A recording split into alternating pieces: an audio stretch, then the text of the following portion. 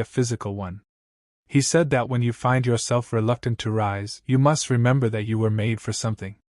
Not in the grandiose sense of a cosmic assignment that you are uniquely positioned to fulfill, but in the practical sense that the nature of a human being, a rational, social, purposive creature, is oriented toward engagement, toward action, toward the contribution that only activity, not rest, can produce.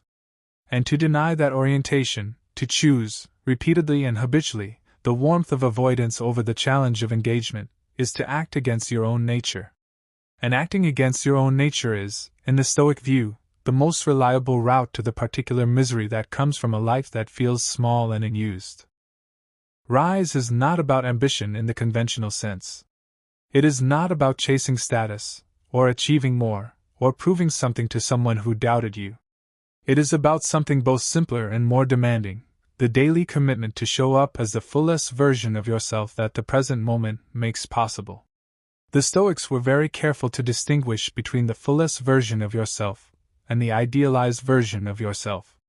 The idealized version exists in the imagination and requires conditions that are rarely present.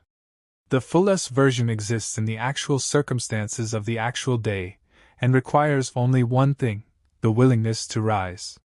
To bring everything you actually have, not everything you wish you had, not everything you used to have, not everything you might have if conditions were different, but everything you actually have, right now, to the specific challenges and opportunities that are waiting on the other side of the morning. Let me tell you about a particular form of rising that I think is the most important and the most neglected, because it runs directly contrary to one of the most persistent myths about later life. The myth says that rising, in the sense of genuine new beginning, genuine forward movement into unfamiliar territory, is something that belongs to the young. That a person who has reached a certain age has done their rising and now the appropriate posture is consolidation, maintenance, the dignified management of what has been built. This myth is not only false, it is actively harmful. Because the developmental psychology of human beings across the full span of life tells a different and more extraordinary story.